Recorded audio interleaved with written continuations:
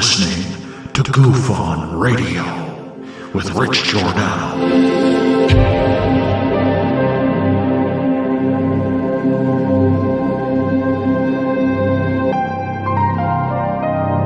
My personal belief is that there is very compelling evidence that we may not be alone.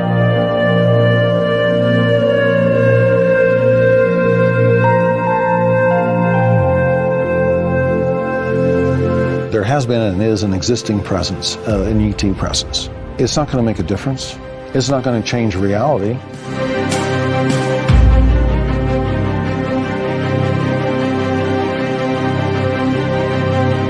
I believe, as do the other folks that were on the flight, that when we visually saw it, that it was something not from this world.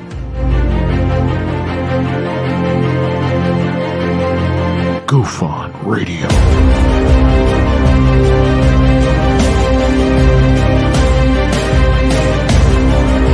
You were either in or you were either out, brother. But the cream will rise to the top, oh yeah. Goof on Radio with Rich Giordano.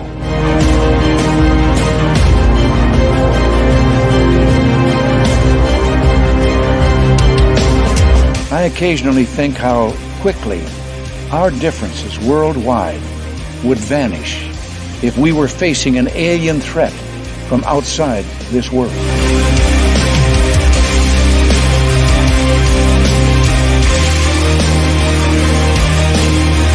Goof on Radio. Remain seated, please. Permanecer sentados, por favor. You're listening to Goof on Radio with Rich Giordano.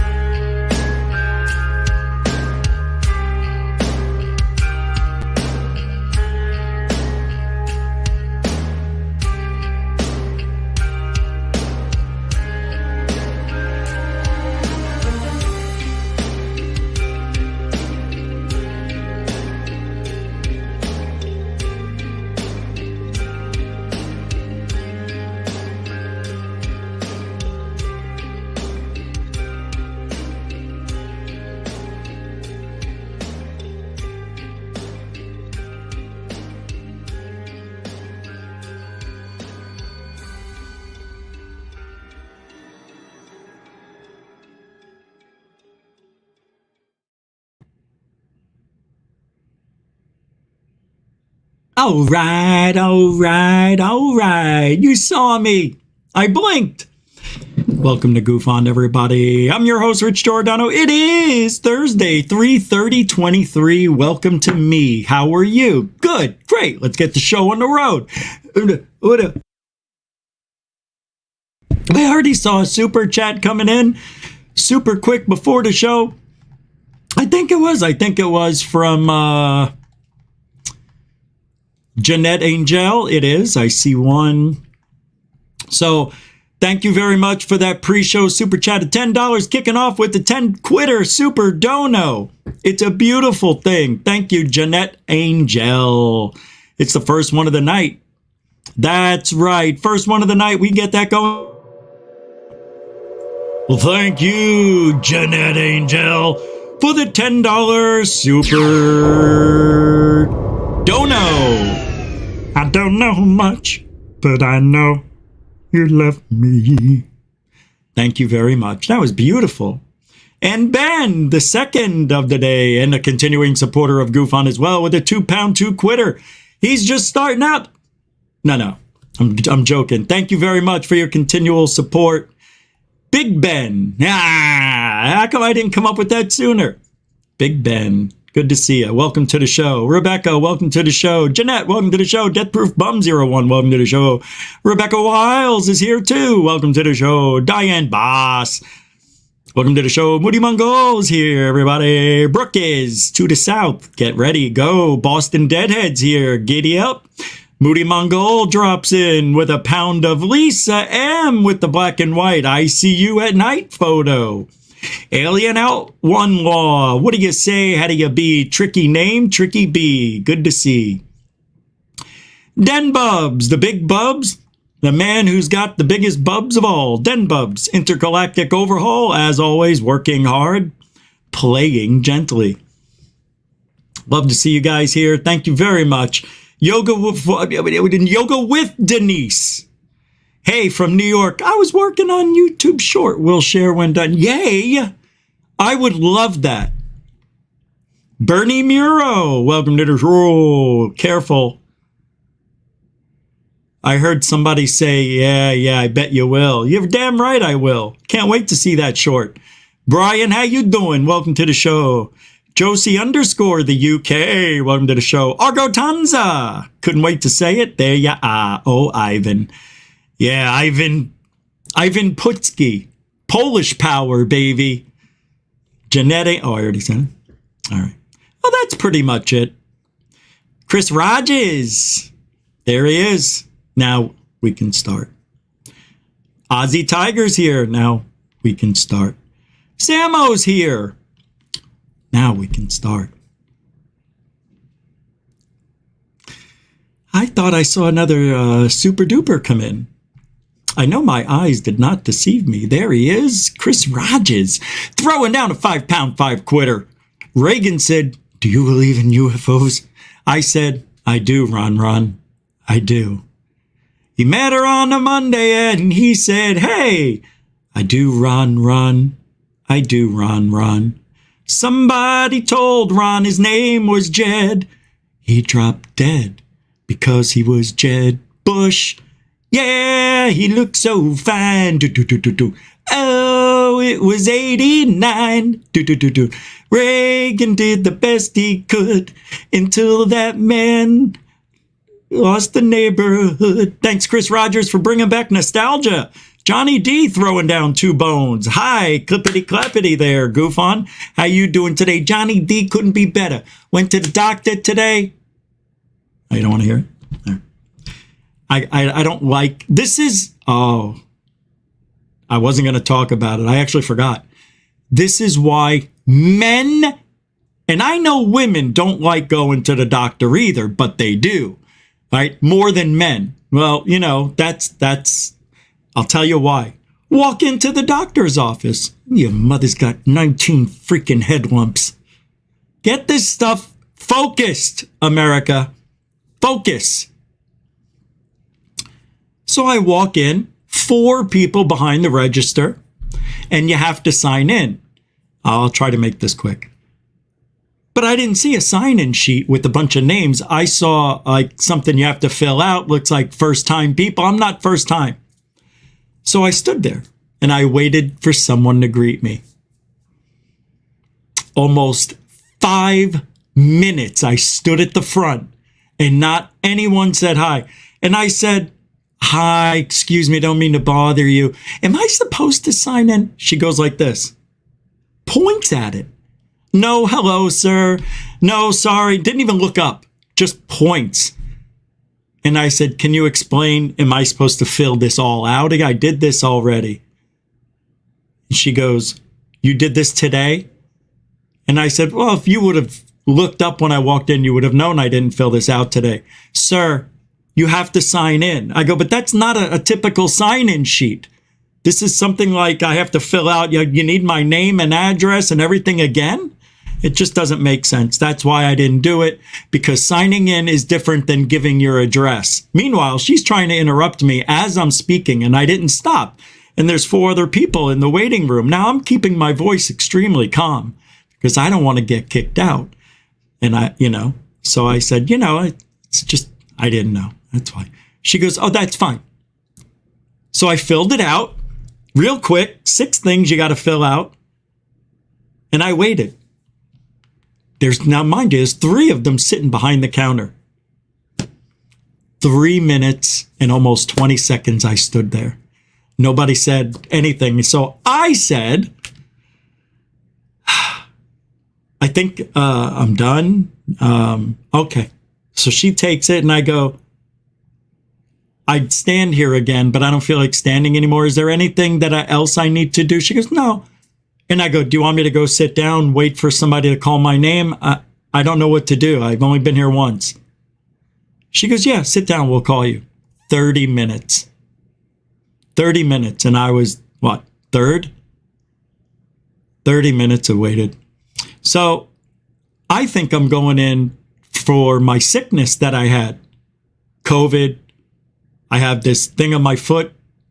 And, just to want to get back, make sure I'm doing the right thing. So she goes, the girl takes me back. They call me. She goes, go ahead, sit there. And I'm looking around and I see what looks like where they take blood. So I see the vials, the test tubes, and she goes, yeah, just sit here and we'll just get your blood real quick. I go, excuse me, I don't mean to interrupt, but am I seeing the doctor today? And she goes, no. And I go, okay. I go, he told me that when I come back in 2 weeks, we'll do this, but we're also going to talk about the problem with my foot and the fact that I threw up for 14 days. And I want to go over that with him. Well, he's not here today. And I know, I'm sorry. And I go, okay. I go, that's fine. I'll figure it out on the way out. Whatever. No big deal. So what are you doing? You're just taking my blood today? She goes, yeah. And you have to take an eye exam. And I said, and I'm just creating conversation. And I told her the best place to get blood is from my hands because it's right there and I never feel it. I don't like needles. So she did what I asked her to do, did it rather well. But she keeps tapping on the thing, the test tube. And I go, is there a problem with it or my blood okay? And I go, is it too thick? And she's like, no, I don't know if I have a bad test tube or there's just the suction for some reason isn't pulling it in as quickly as it normally does. And I said, what do they call your position? A phlebotomist? What are you, a phlebotomist? Is that the right word? I asked her, which I knew it was. And she goes,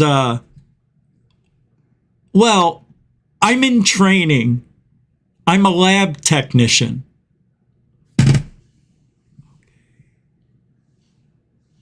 She already put the needle in, so I'm like, just calm down. It's okay. No big deal. She took your blood. Let it go. But I couldn't. But I was nice. And I said, wait a minute. I said, you're not the normal phlebotomist or whatever you call it? She goes, oh, no, they called in. I'm filling in. I came from next door. She goes, I don't normally do this. I'm like, okay, well, you're doing a good job. She goes, thank you. Thanks.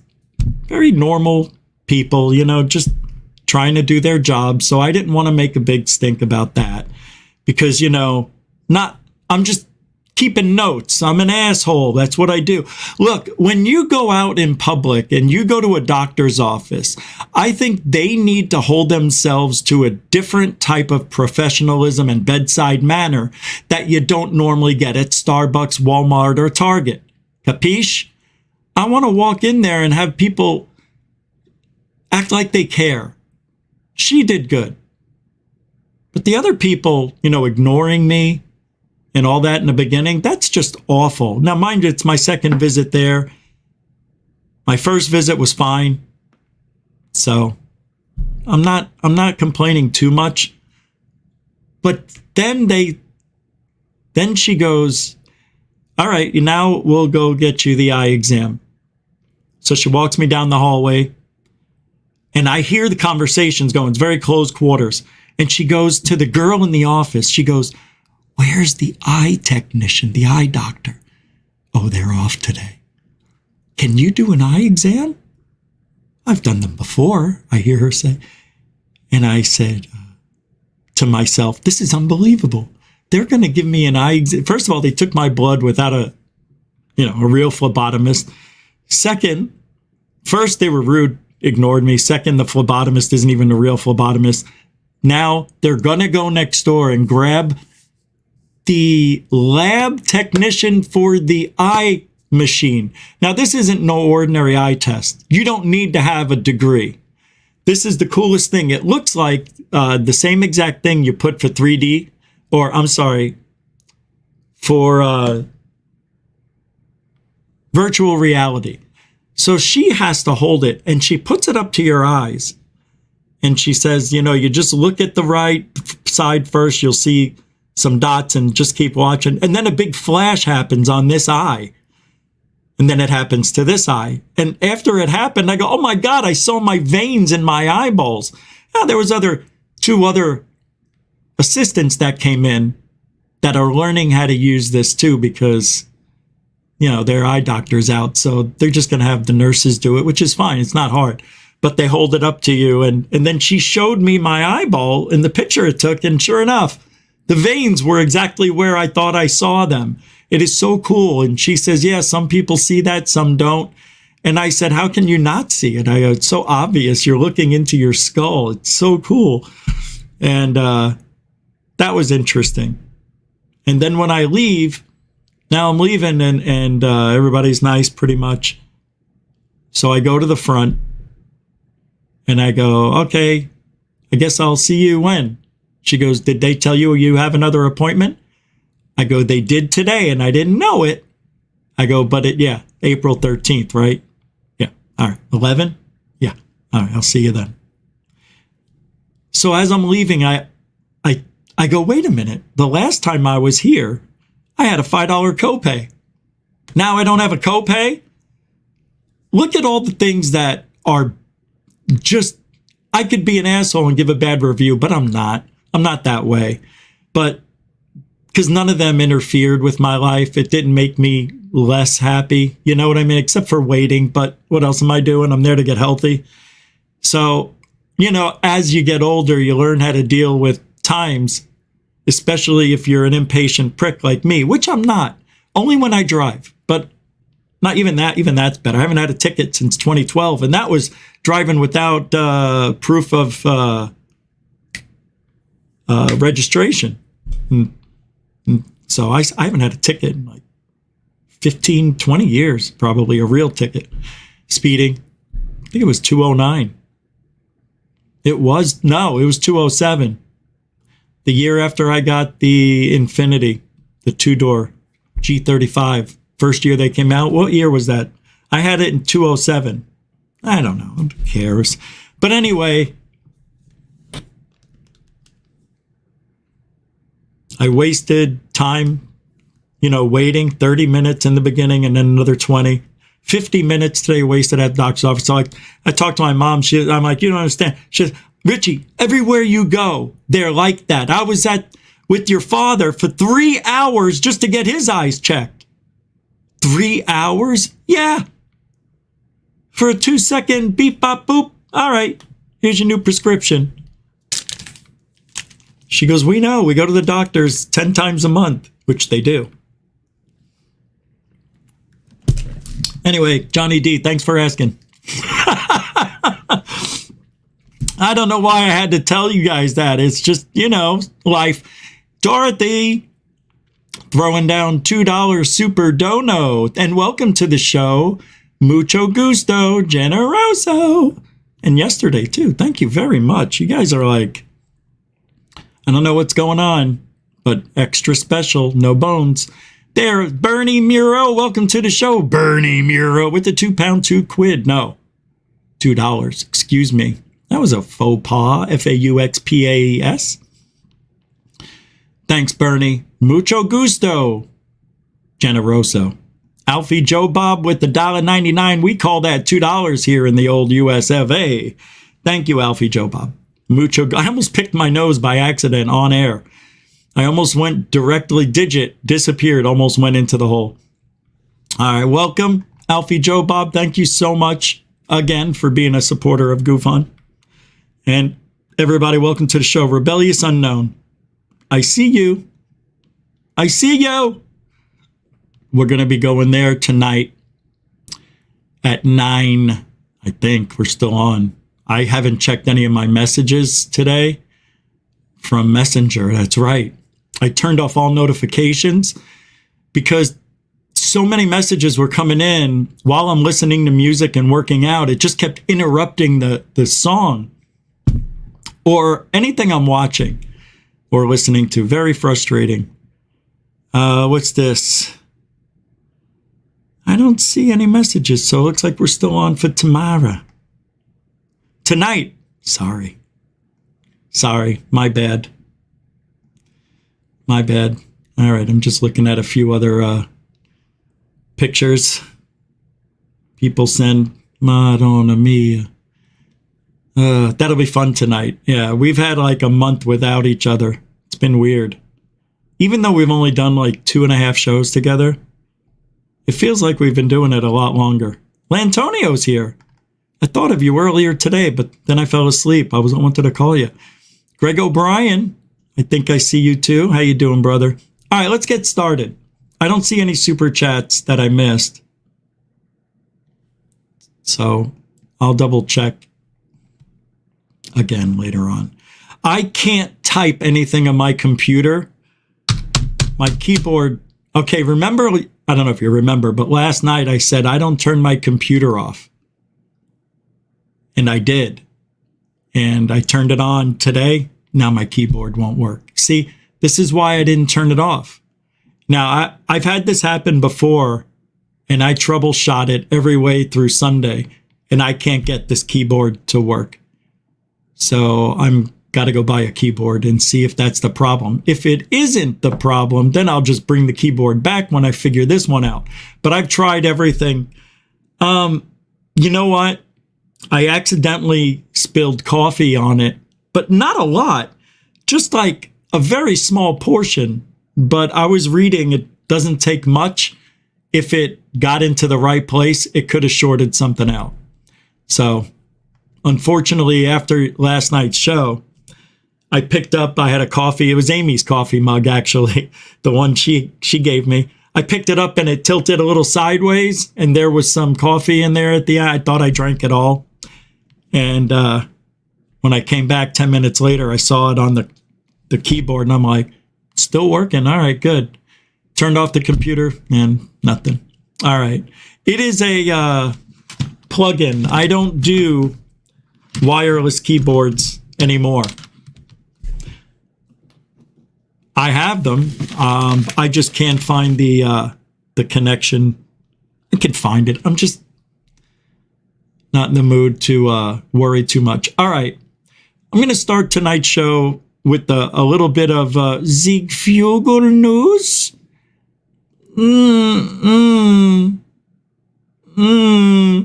Oh.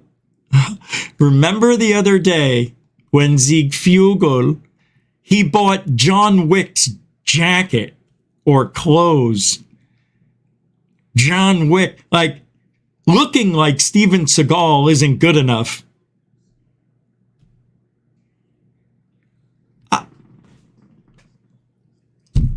Guys, something's wrong. Now another thing opened up. This is just unfreaking believable. I can't turn it off. Oh, God, thank God. It finally did. I don't know what happened. See, StreamYard's screwing up my life. It's StreamYard. I'm figuring it out. I'm going to have to get the hell out of here. And you know what? That's just the way it has to be, guys. StreamYard, although excellent right now, has so many glitches running through it. You press on something, even if I hovered my mouse over the thing I wanted to play for you, and it opened up another window. I call these ghost windows, because if I don't know that where to look for it, it'll stay small and hidden. And then the whole show, it would be playing, and I'd have to turn up. I mean, it's a nightmare. I can't even hover the mouse over a tab. It'll start playing just by hovering over it. But anyway, here's this Brandon Fugel. He bought, he's got to show everybody. See, this proves he's a narcissist. 100% narci. And a guy who's almost a billionaire. I think he is now. He's got $1 billion in worth. He says, who is the greatest band of all time? For me, it's Depeche Mode. Guys, girls, anybody, sorry. So I cannot be your friend if that is your favorite band. Sorry, Brandon. You had a chance. You had a chance to be a friend of mine. I can't be friends with anybody. And you know who else I think loves Depeche Mode? Look, I don't care if you like Depeche Mode. You motherless. You see,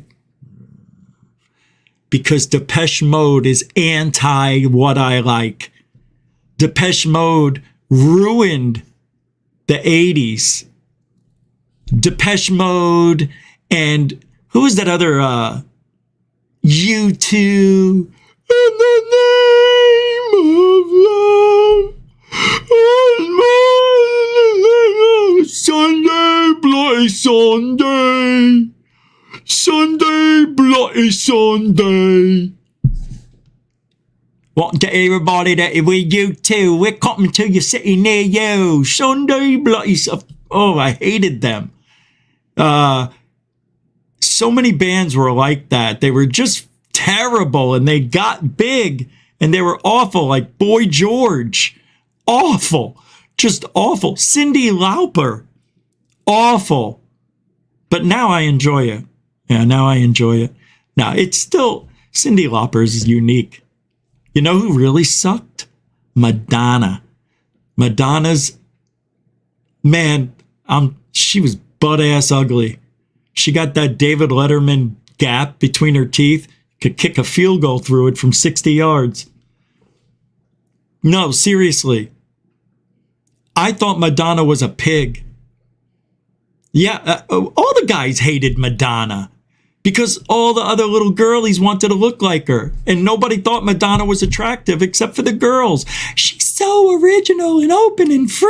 I want to look like her. And they did. They tried their best. Hey, I wore the parachute pants one day on a Monday. Never wore them again. But I did it. And I wore my British shorts, Def Leppard. But I would never, as a billionaire, show off to the internet that Depeche Mode is the greatest band of all time. He buys, I have to show it. He's in ufology. He says, we took a detour last night to LA to see these incredible artists back in action with over 100 million albums sold and performances over 30 million fans. Their genius continues. Are you kidding me? Look, I know there's people out there who idolize Depeche Mode. My God. She still looks cute, though. I feel bad for him. Yeah. Well, she'll leave him in a decade. There's no way this marriage will last. Absolutely not. He can't handle her. I'm telling you. I said, lamest band of all time. You say your favorite because your wife loves them. This I know. Right, Red? I call her Red. Gotta let Brandon. You see, and I wasn't rude. Trying. I'm trying. All right. So there was an underwater, somebody who sent this to me. This is Noah Jeremy. I don't know if you're familiar with him, from Tahoe Deep. Got 5,000 subscribers, just barely. But this is an underwater USO caught on film, Deep Ocean. Did I try to play this last night? Is this the one that I still have it up? Oh, I thought I put this up as new. Chase Petley. Maybe today I'll play it again and we'll talk about it. Man, I forgot to get rid of last night's stuff. The Fallen Angel. That statue is so creepy, though. I still think it's creepy cool. Here it goes again. Something's playing in the background, and it shouldn't be. Man. I can't turn it off. You guys hear it? I don't think you guys hear it. Let me get rid of this stuff. Did anybody watch the full episode of Weaponized yet? Me neither. So I'm just going to jump in to the next story. Oh, God. I'm starting to get irked. In April 2012, a video was uploaded on YouTube where an unidentified U.S. Army soldier who is black, that's what the story says. What's this? Oh, somebody's messaging me? Oh. All right. Yeah, I didn't see him. I'm sorry. Oh, no. Wow, some super chats came in when I was dilly-dallying around. Yeah, thanks for letting me know. All right, I think I'll get to them, guys. Just hold on one second. I just want to set up what we're... So there is this U.S. soldier who... This is old, by the way. I just don't know if you guys remember this. I love this entire story. And I'm going to play a lot of the video because the last time this came around, I played it for a good 2 minutes and nothing happened. There was no warnings or copyright claims. But the video is so... I don't know how to explain it. Some of you have seen this where a soldier, he's wearing his army. It looks like he's teaching a class for the army. And a lot of army brats in there. And they're all in like a classroom setting. And he's talking about his alien experience. And the other cadets or whatever the frig they are. What are they? I don't know. They're in there going, oh, it's all fake. It's all fake. It's bullshit. And this guy goes off like it's some serious real business. And I don't know if this is the army testing what their soldiers might be thinking, but this is what I want to do. I want to go around and talk to classrooms around the world, the United States, same thing, and talk about the UFOs. I think it would be extremely good if I did that. I don't know. Maybe I'll figure something out here in Florida. Blue Glass, thank you. And you set this up at 7:12 minutes ago. So thank you for saying hi. I will. That's $2. Blue Glass, continuing supporter of Goof On as well this week and many times before. Thank you very much. Good to see you too. Justin Menard, what do you say there, Chief? Zach Diecast, Montu, Lion 39. What's up, SoCal? How is everybody? Ronald Baker's here. Not B. Baker. Whatever happened to B. Baker? Is he still around? What is she up to? What's this? I don't know what SCs are. You sent SCs twice. This is from Death Proof Bum 01, 10-pounder.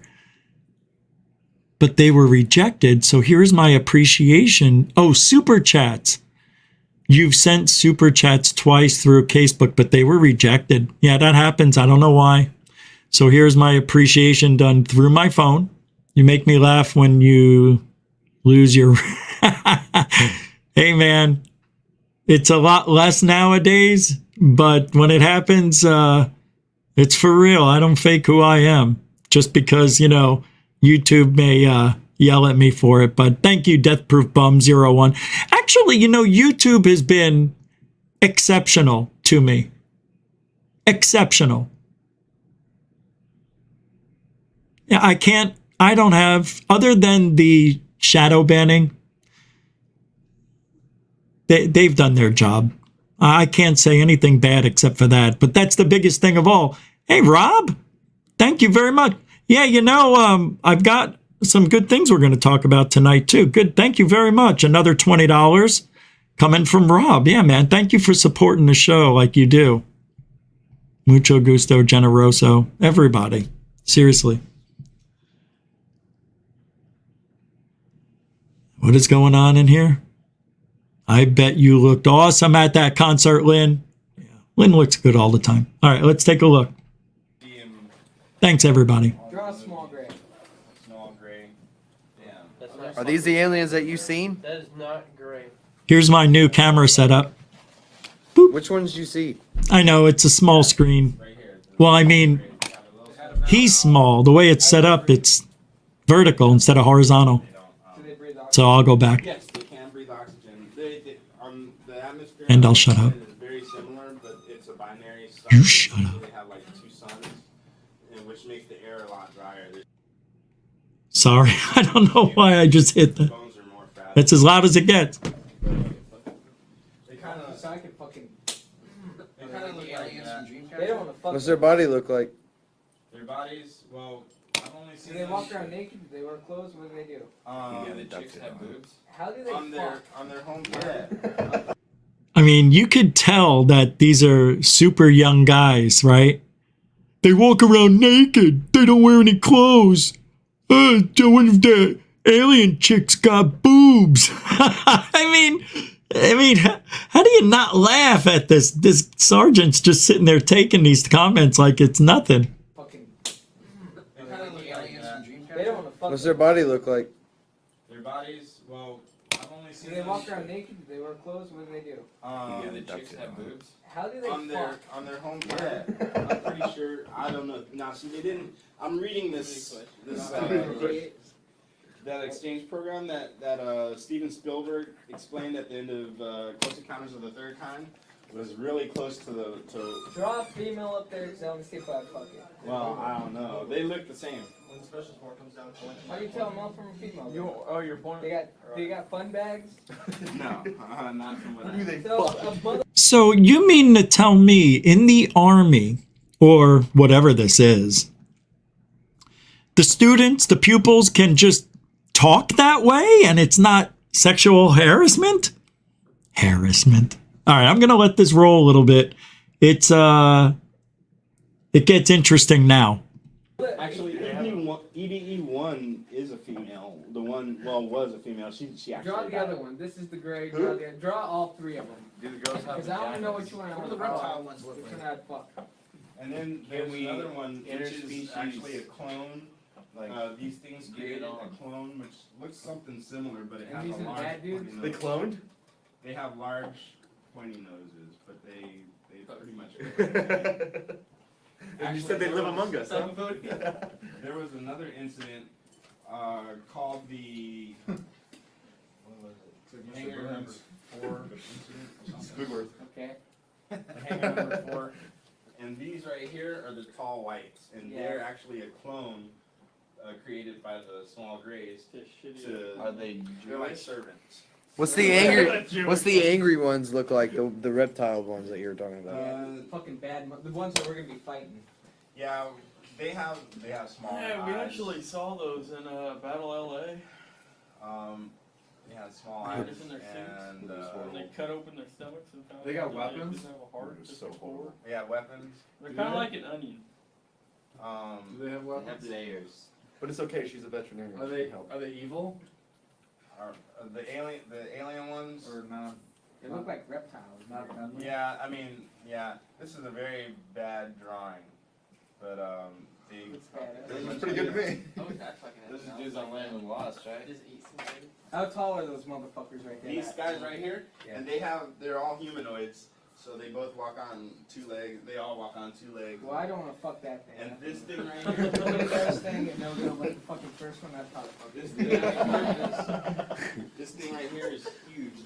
They're actually. See that guy who's talking in the background? You can't see him, but every other word is, I want to F this and I'm going to F that and I wouldn't F that. I hate guys like that. It's not funny. I don't get it, but it bothers me throughout this whole thing to hear that guy. And I'm no prude, but I don't know. It's time and place, right? It's weird that he's allowed to say all that shit. They're taller than us. They stand about 6 foot something on an average. Oh, he's talking about the tall whites. They will, like, are they like 230? They're huge. I don't know, but the one image that I have seen of them, they're huge. Like, they have a very strong build. Like, But their bones are fragile. no, not those. This is going on Small- American Funny small. Song videos. Well, what's up with the fucking big dudes? Like, what's their fucking planet like? But this guy? Yeah. I don't know, but they. How do they react? Can they breathe oxygen too? These, yes. But these and these had a. See, how can they breathe oxygen? I guess through their nose, mouth, and ears. No, you know what I mean. They would have to have been from this planet or have been acclimated to the planet for a very, very long time. You know, if there's not enough of one or the other, you could feel like you're underwater breathing the air, or you could feel like you can't breathe with the wrong type of pressure.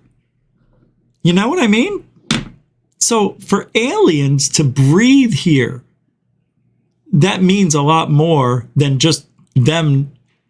They're not wearing a helmet or a breathe, not that we know of, or any help.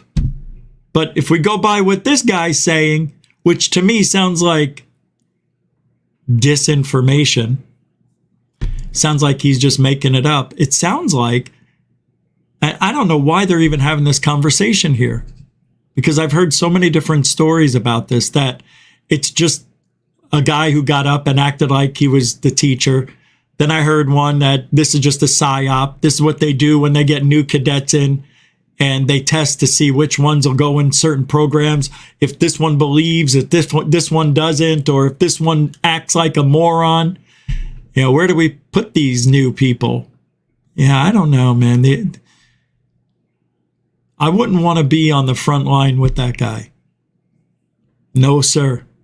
I don't need no jackhole popping off questions in the middle of a battle, popping off jokes and asking stupid shit. Hey, do you think the enemy has a big dick? A large war. Stupid. Guys are so stupid sometimes. No, these guys won. They almost wiped these out, but They had a soft spot. So we should be more worried but about their the blue planet ones. was destroyed, so they had to go to the circle. Well, this guy's got a fucking bunch of motherfucking clones. So. How do you know that there was an alien war? Because EVE1 said so. I actually watched Star Wars. What the fuck is EVE1? It's the four, we exchanged them. It's the extra biological entity that first one. We did like a foreign exchange program. That's the surviving one from Roswell. For some fucking aliens. They took us back to their fucking planet. They took 12 of us. They took 12 disciples. Watch this. It's the Bible all over again. This is what they're teaching them. Yeah, under the majestic 12. See? And actually, so President Eisenhower. who was it? Told Steven Spielberg when that movie was made. George Butts. For the third time, the president. Sal Rosenberg, damn it. He hit the nail on the head, and pretty much. Steven Spielberg hit the nail on the head, yet it looks nothing like what this guy just described aliens to look like. You know, I never get to the end. Let's go and listen. No, really, we never get to the end of this. I want to hear the end. I haven't heard the last 4 minutes since I first heard it. What do I do? Do I buy These stocks motherfuckers or can come sell help us stocks? out, because if not, then I'll fucking blow all my money and shit and have a good fucking time. Okay, well, the thing that they're calling an asteroid that's supposed to hit us and destroy us was actually Apophis? an asteroid. It's a spaceship. Holy shit, we're done. It is. It was actually a spaceship of the reptilian kind, but it's. Shut off. No, that's what they were talking about. It's gonna be a ring. But This check is it out. where this all ties into the military. Yeah, we have the Avengers. Yeah. Thank God. No, it Hey, was, where are these motherfuckers at? Because if these motherfuckers are like within a couple years out, these motherfuckers are nowhere to be seen. What the fuck's going on? Well, that's what we're doing. We're forming an alliance with them. We've actually sent 12 of our own to their planet, and they stayed there for 13 years. How did we get our guys to Does this? Obama know It was about supposed to be set. I'm pretty sure he knows.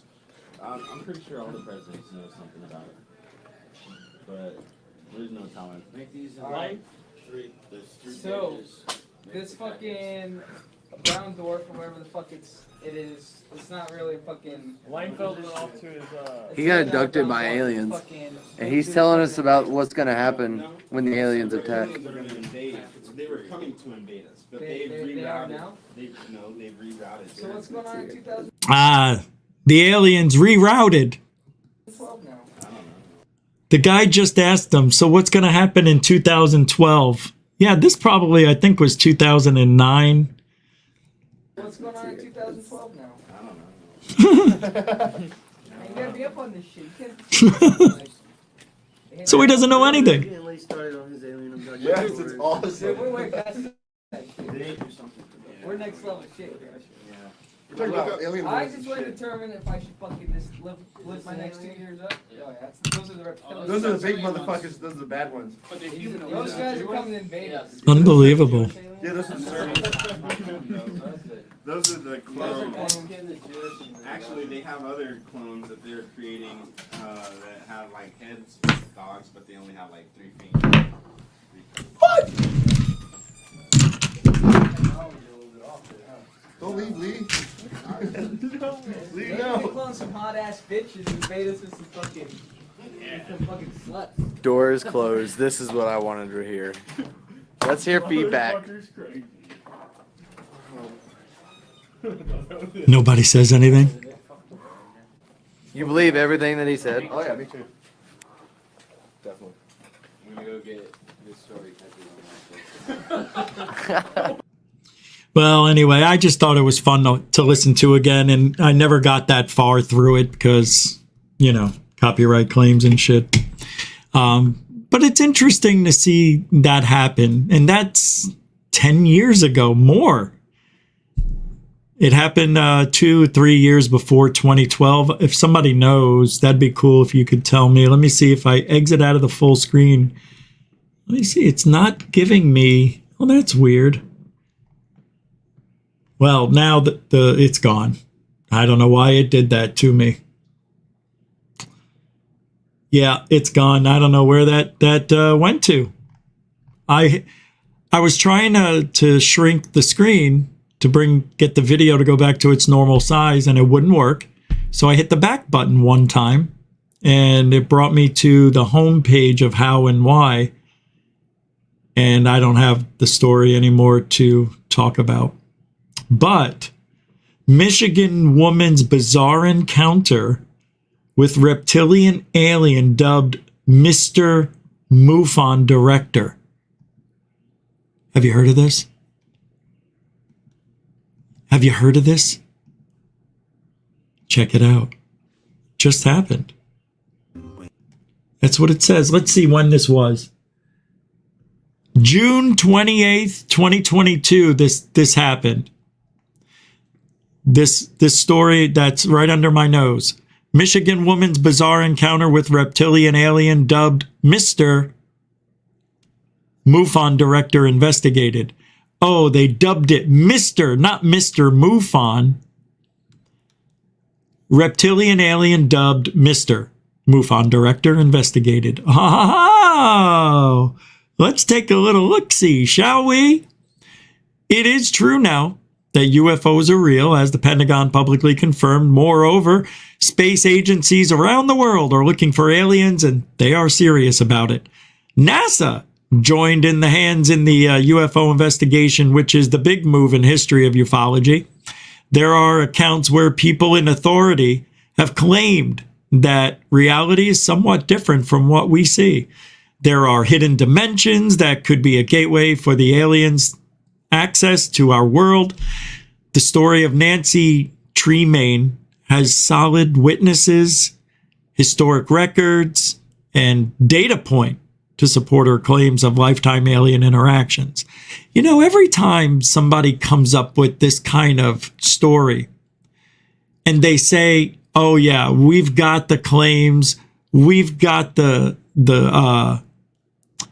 data to support the claim, but you know what I've noticed? We never get to see the data. No, they tell us they have it. A lot of times, look, let's see if they did it with this one. Nancy Tremaine was born in Detroit, Michigan in 1949. She's, 20 years younger than me. So that means she would be 74.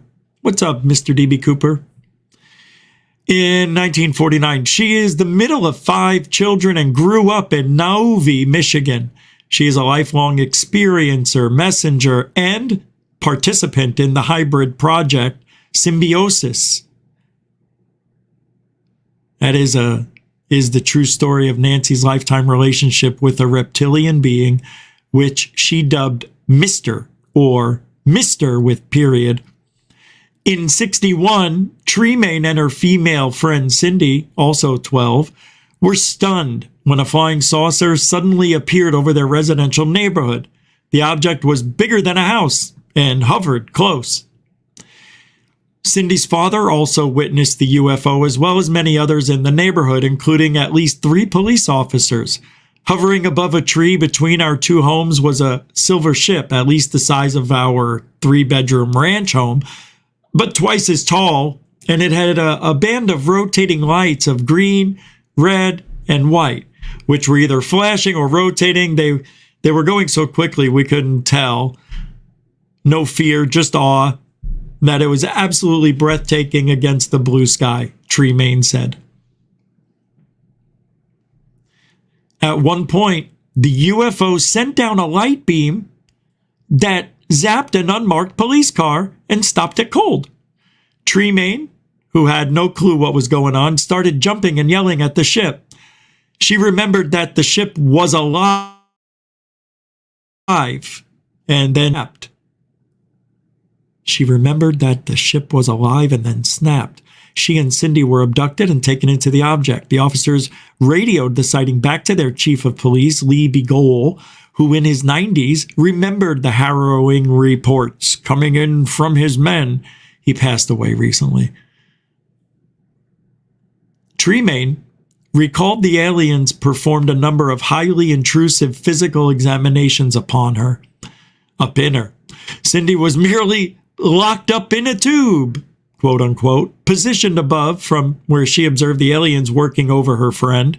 It seemed that the aliens had a particular interest in Tremaine, but not so much Cindy. Yeah, who's the hot one in this picture? Both girls were released after some time. A period of missing time then occurred. The next thing Tremaine knew, she was back in her home, where her obviously troubled father was doing his best to reassure her that she was safe. He told his shaken daughter that what had just happened was to never be spoken of again, not even a secret whisper to a friend. Tremaine and Cindy had been traumatized for 50 years. They tried talking about that evening, but the fear always stopped them. Tremaine visited several therapists to let come out everything she was feeling inside. Even after new diagnosis and a new medication, she suffered with post-traumatic stress disorder, panic attacks, severe anxiety, and depression for half a century. And so Cindy. Really? You know what I mean? It was not until 2011 that Tremaine finally got a chance to tell her story. She contacted former Michigan State MUFON director Harry Wilness, a researcher for more than 60 years. She had no memory of the incident. Here we go. So Dr. Wilness called a regression therapist, and she underwent hypnotic regression. The sessions revealed a lifetime of fantastically freakish events retrieved from her memory. What she had to say under hypnosis was extraordinary and weird. Really? Really? If you ask your 10 best friends if they ever had a UFO experience, Wilness said 10% would say yes. So that would be 1 out of 10. But people get laughed at once they say that, Wilness noted. And then they say, I'm not going to share that again. True. True. Let's listen. Let's take a peek. We watched as a Novi police car. Oh my God, you know who she looks like? Dr. Lynn Kitai. Kitai. She looks just like her. Same hair, same rinks, same nose bridge, same eyes, same mouth, teeth, face, breast, chest, neck, and head. It is Dr. Lynn Kitai's twin sister. It's Nancy Tremaine Kitai. We were gathered. And I'm losing my voice early tonight. Stones hitting the tires. It was going so slowly. And it parked right in front of where we were all gathered. And the 2 officers exited the car, never turning their backs to the ship. And they walked up the incline and joined us. And I was still trying to process what I was seeing. Oh. Was this real? I couldn't process it. And I grabbed the one officer's arm and I tried to voice 3 simple words. And it went into slow motion. And I said, "Is this real?" He never said a word. Oh. It was the first time I'd seen fear in a man's face. And we watched as a car was coming down Meadowbrook Road towards us. And underneath the ship, it's heading towards the ship, coming towards us, and we know that who's ever in this car sees the ship. We're wondering how crazy these people or whoever's in the car could be to put themselves in a position where they're nearing this ship. And a beam of light comes out the bottom of the ship, and it's a white beam of light, and it's slowly making its way down to the car. It's aimed at the car, and we know it's going to hit the car. And I'm wondering what's going to happen when it hits this car. And the second it hit the hood of the car was immobilized. At that point, I went into mild hysteria, I believe, because I started jumping up and down. And I'm yelling, "Over here, like doing jumping jacks. And Cindy's grabbing my arm and she's saying, "Stop it, stop it." And the ship tilted on its side and it spoke. And it said, "We see you." And I realized that the ship is alive. This is a living thing. And I grabbed the officer's arm and I said, "Do something." I mean, he had a gun. I don't know what I expected him to do. And that's the last thing I remember. The next thing I know, I'm at home with my dad, and he's kneeling on the kitchen floor, and he's holding me very tightly. And he's telling me, "It's all right, you're home, you're safe. You're home, you're safe." And I'm wondering, what the heck? I look at the clock on the stove, and it's 10 minutes to 9, and the kitchen door's open, and it's almost dark outside. And my dad's not spanking me. I was never allowed out past dusk. My dad would have been kicking out. I mean, we got spanked back then. Oh, that poor woman. It's amazing. Want to see what Dr. Lynn looks like? It's amazing. They're the same person. Yeah, here. It was March 13th, 1997. Book and documentary. Kitai made international headlines with her subsequent book and documentary. Same woman. Recounting this They even talk the phenomenon. same. So she breaks down the event and its impact, starting with what people saw that fateful night. Witnesses described these massive 1 to 8 mile wide. Just like Corbell, right? The way she talks. At the same time, and saw this. She uses her hands too. Dark, silent. Kitai's always A selling. visual described by. I've had so many people tell me that they feel blessed to have had the experience. Finally, what? You know, she was a Broadway performer. Yep, and she always wanted to be in movies and stuff. And she got very close to being, as a matter of fact, she was in the right circles from what I heard. Just things didn't work out. I don't know if it's because she wound up getting married, having a family, put her career on hold, and then wound up getting into child therapy and became a child psychologist, I guess, in some fashion or another for decades. Very smart woman, but I've noticed with a lot of smart people that get into this field, they too are no smarter than you. Just because they have a degree or are a police officer, an astronaut, a pilot, yeah, these people have a little more discipline for the paycheck. But when it comes to regular life, they turn into the same person that's us. Like, if I was a chef, how is my chef skills? Let me backtrack that. As a lawyer, as a lawyer, as a doctor, how is my precision with tools or speaking well and knowing the Constitution going to make me a better witness than the guy up the street who has an 8th grade education? You want to know what there is a difference. Absolutely. It's sad to say. But you see, my mistake is I'm comparing people to me. And I should be comparing people to other people.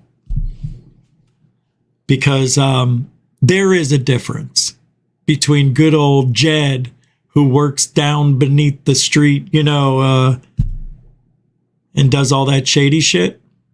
He's going to see a UFO in the sky.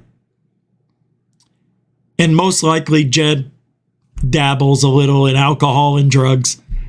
Meanwhile, a lawyer driving home, sees the same lights, totally sober, didn't have a drink, hasn't even gone out to dinner yet. But he's going home anyway. Doesn't matter. Dinner's waiting for him at home. He's totally lucid. Who's going to give the better report? Even if Jed didn't do any drugs that night, there's something going on with Jed that's a lot different than with Ned in the car. Lawyer Ned. Larry. There we go. Larry the lawyer. Larry the lawyer is going to give a more precise and a more logical sounding report than Jed. It is true. Now, that's extreme. I'm going on the extreme spectrum there. But when it comes down to reporting UFOs, they all look like this. Burchett's right. They look like man-made objects. Those are ours. So everything must be ours, except for the ball lightning shit, the orbs. I really want to know what the Foo Fighters are. Because the Foo Fighters is probably the best out of all of them. The best stories that we've heard, and there's photographs of them. And the weird thing about it is when we see videos that look very similar to what we heard that these orbs can do, they can stop on a dime and up, and we see it and we go CGI. We wouldn't know it if it came up and bit us in the yeehaw. We wouldn't know it. Just like people lying nowadays. Lying looks more like the truth. Wouldn't you agree? When you tell somebody the truth, they don't believe you anyway nowadays because people have been lied to for so long. They're used to seeing the body language that goes with lying more than they see the truth. So when you tell the truth, wait a second, that doesn't match up with everybody else. You got to be lying. Sadly, it's the world we live in. People are so used to seeing the lie, they can't tell the truth. People are so used to seeing CGI, they can't see the UFO. Now we got AI. Chat GPT. I even hate saying it. Hate it. But that's in the beginning stages, kids. Let's not get excited and think, oh my God, it's going to ruin everything. For now, it's going to be a cluster fudge. But in a year, you're going to be like, this AI, what they're doing with this AI, it should be illegal. And we're going to see stories put with real voices, but not the right person. You know what I mean? Everything's going to be faked. You may think you're hearing Biden, but it isn't Biden. It's AI Biden. And AI Biden, well, right now it sounds weird, right? Where are you going to the store? You know, it's all distorted because it's picking words to finish sentences that are out of context and it just sounds weird. So you get the words from somebody yelling in one, and then you get one when they're talking quietly in another, and you have a sentence that's split by the word the, and it's like this. It's like, do you know where you're going? That's the perfect way to go. And that's the only way to go. You know, it's just weird like that. So in a year, in 2 years, in 3 years, 2036, 2026, that AI is going to be, Jesus, 2 years. Do you know how much has happened in the last 2 years? Now imagine we already got the AI this, we got the AI that. It's going to get so intrusive. It's going to be confusing. And I don't know how they're going to govern it. I guess there better be a place, a specific place where only this stuff goes to. Because if it's scattered throughout the internet and it doesn't say this was created by AI Joe, you know, I know, AI Jen, whatever. If it doesn't say that and it's not watermarked somewhere, somebody's going to start taking that AI as gospel for the truth. It's going to ruin a lot of things. I don't know what they're doing. Why this has to happen? Why does it have to happen publicly? Like they're letting it run to go learn. You don't give the keys of your car to somebody who's never driven before. Why did they give this thing access to the world?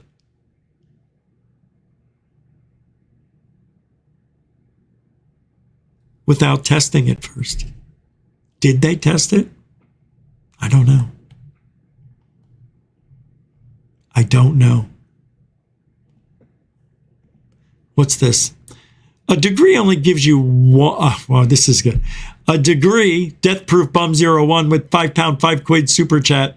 A degree only gives one a dedicated slither of formal education in one discipline. Like light on a spectrum. Educated is not as useful as smart. Hell yeah. Very good point. You may be educated in law. See, this is where people are, you're right. Death Proof Bum perfectly said, by the way, thanks for the £5. It's true.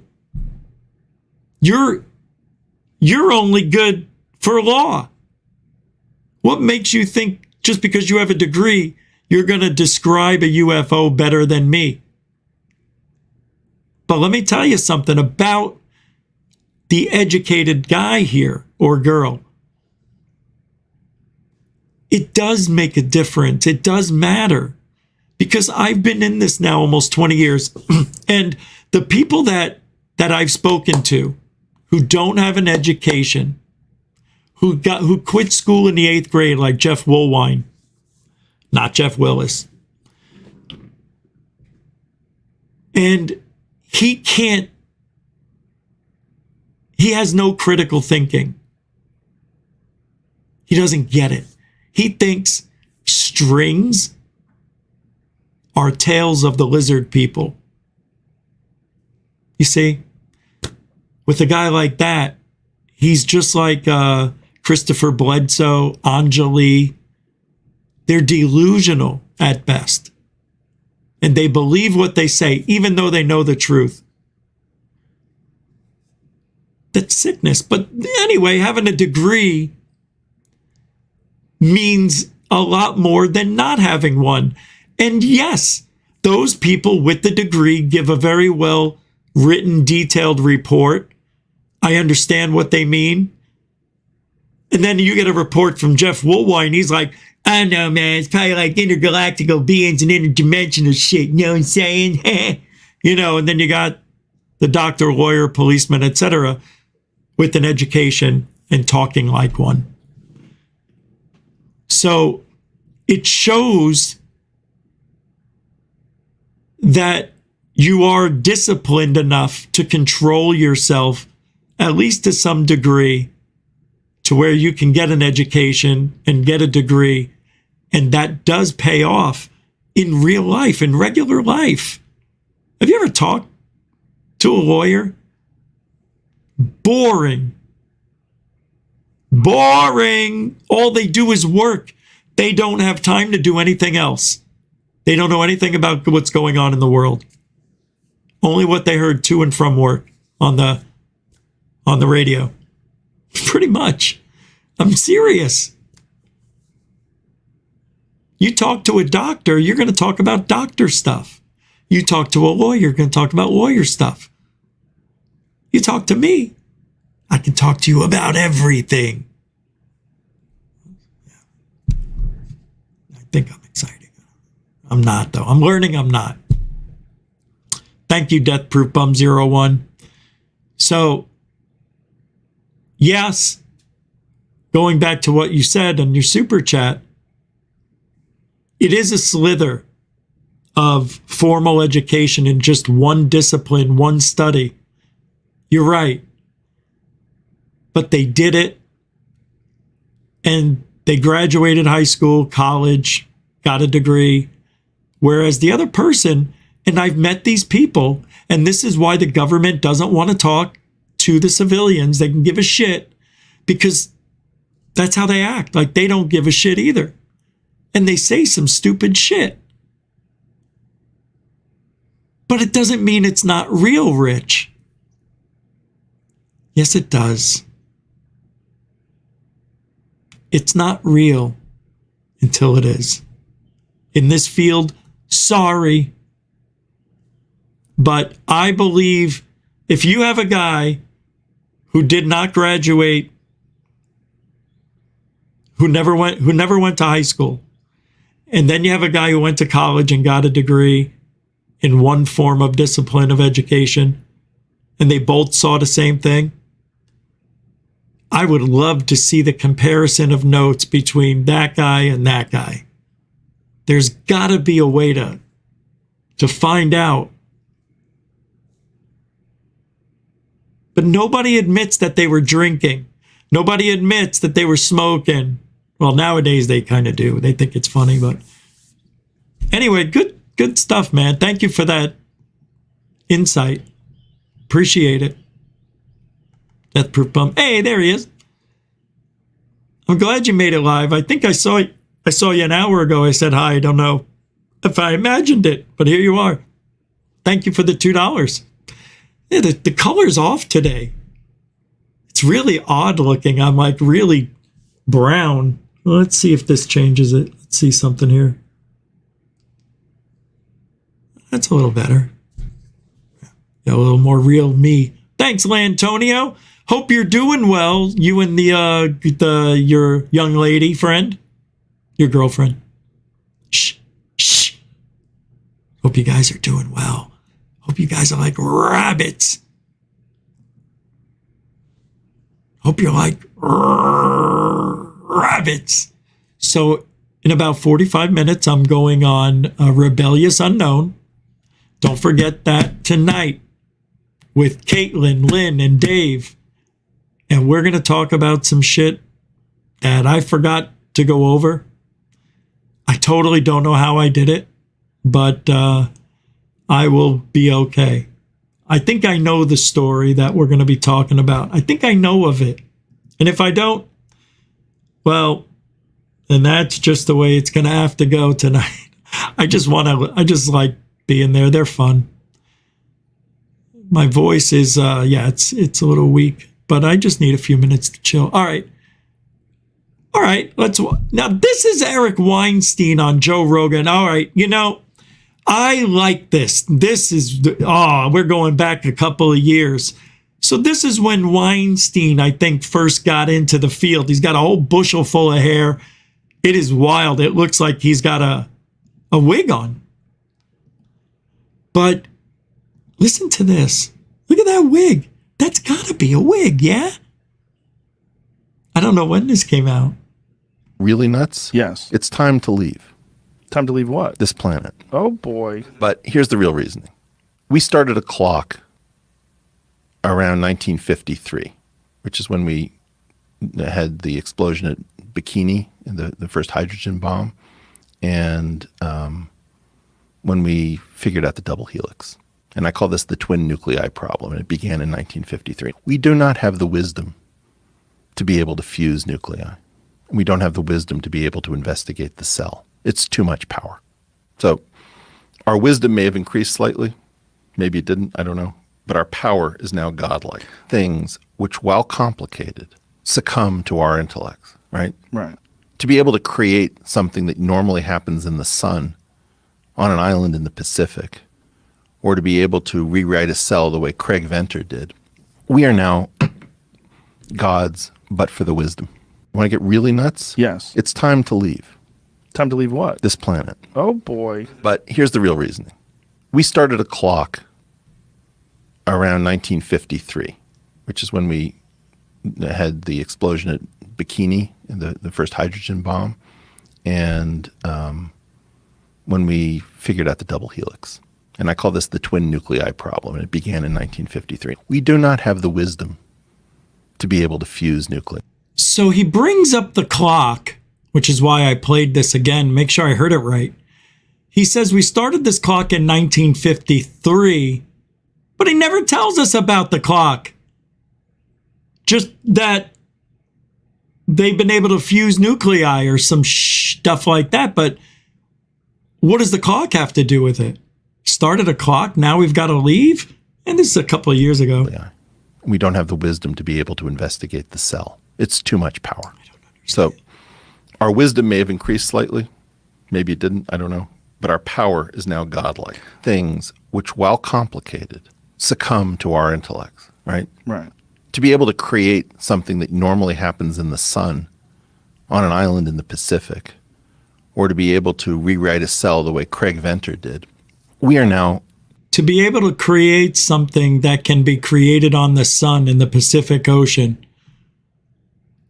So we're able to create something that the sun can create in the ocean, at a base on the ocean, in it, whatever. Gods, but he is saying some crazy ass stuff. And I think in the rest of that conversation, Joe Rogan was saying some things like very smart things that I just can't remember right now. I just had it on the tip of my tongue and it's gone, and I don't think I'll be able to get it back. Let me see. Can I? Why was that important? The clock. I think the clock means that we're going to destroy ourselves, but they never got back into it that I heard. Not on that clip, but if you listen to the whole show, they never go back to it. Flat earthers debunked themselves. That was funny. Chase Petley, I don't want to listen to that. Yeah, we are now gods, but for the wisdom. Why does he say stuff like that? He doesn't, it's just, Oh, hold on. I got this. All right. This is where I'm going to play this. I did not play this yesterday, but I wanted to play this part from Weaponized with Duncan Trussell. He's so annoying. Literally, but if you look at it as a way to find out if you've created a deceptive AI, it's kind of brilliant because as the myth goes, God or whatever, after they eat the fruit they're not supposed to eat, says, "Did you eat the fruit?" Well, this is an omniscient being. It knows they ate the fruit. It wants to see if they're going to lie. And they fucking lied. They lied. And they got kicked out. They're like, all right, let's start on the next Adam 2.0 or whatever. This fucking thing's deceptive. We don't need to deal with that. Send it out into the forest. Techno-terrestrial, by the way. We should get that on GoDaddy. Already got it. Lock that down. Lock that shit down. Techno-terrestrial? Yeah, that's like my pet theory I've been working on, for a number of years is what does all the evidence show me that is inclusive of what we already know, but kind of pushes the boundary of what it could be. I like looking at people, what they wear and shit. He's wearing a very expensive watch. Actually, I think that's like a $2,000 watch. So I've just been Isn't that a kind of fucking Rolex? around with it, but finally spat it No, out. seriously, Like in because as the I think it's a ladies' roll, like a presidential woman's Rolex. It's kind of brilliant. Like, all right, let's start a No. very human chips, some kind of new lead over everyone else, because theoretically, whatever this thing is going to be self-improving, and so even if it happens a few days before someone else gets it, those few days could equal thousands and thousands of years in the amount of like however it self-improves. So so you can just look into how much has been invested by the Pentagon into AI versus how much has been invested by China into AI. And I believe China has invested much more into AI, not to mention they're apparently just coming out with these new photonic chips, some kind of new computer chips that are going to just dwarf. That sentient intelligence should have the basic That watch right there. right, that if we're going to experiment, It's hard to tell. on I wonder if Brandon Fugel bought that for him. this program, I take it back. I think that's a cheapo.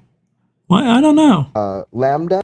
I've seen imitations that look as good as the real one, so it's hard to tell.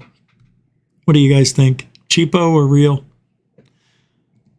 Lambda. That Lambda that we can, experiment on. It's got a white face, I think. And he got No, same color all around. so much shit for it. I want to know what kind of watch it is. From Google I specifically. like that shit. They might have said it was. I love watches, hats, accessories for men. All right. Well, I got to cut it short.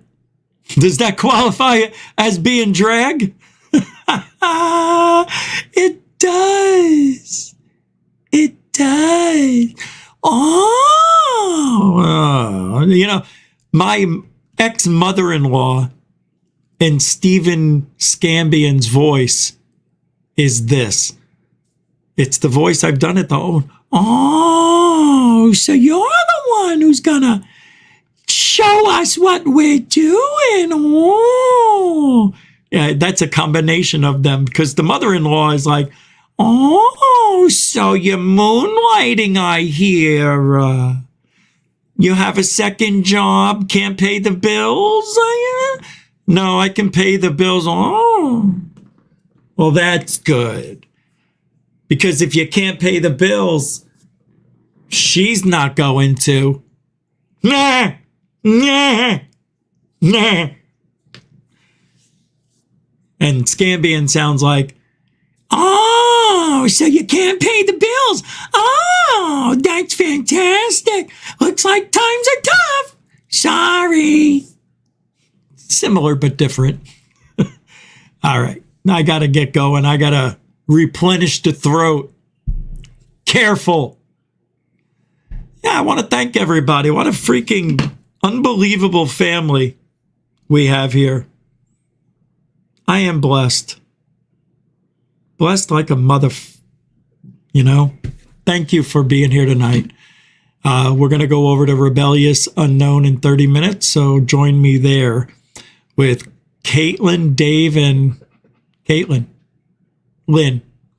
We're gonna kick some arsenic. Where is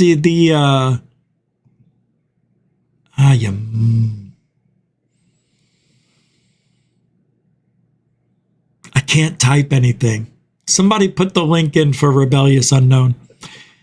Then thank you, moderators and super chatters. Freaking unbelievable. Like I was just saying, the best family in the business. I don't care what anybody says. If we have 30 people here, it's still the best chat room on the planet.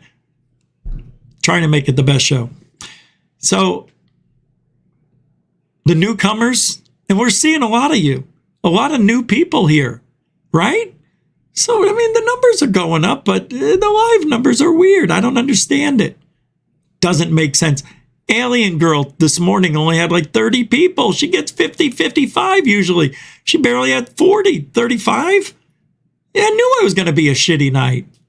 I don't care anymore, even though I'm talking about it. But I probably won't talk about it anymore. Because you know what? It is what it is. And I'm proud of what we built here, and I'm proud of this family. So thank you for everything. I'll see you in 30 minutes at Rebellious Unknown. We do truthology for ufology like nobody's business here. Doesn't even...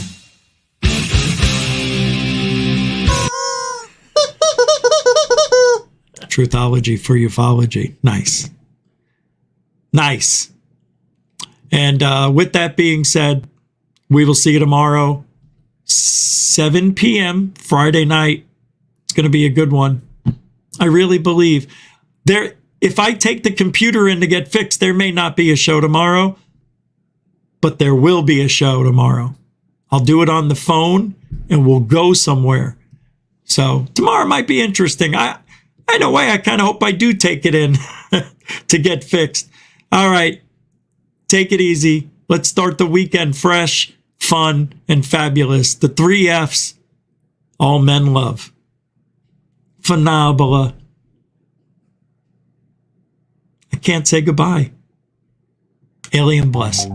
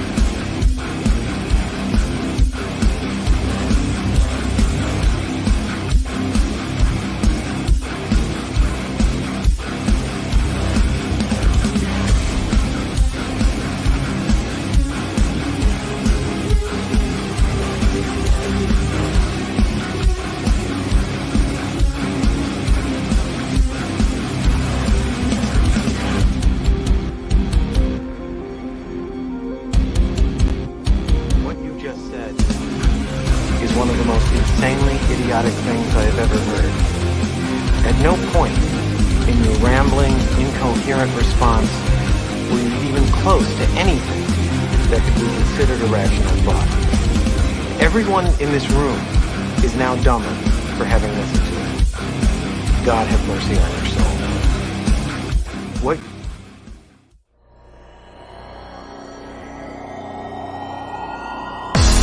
Warning.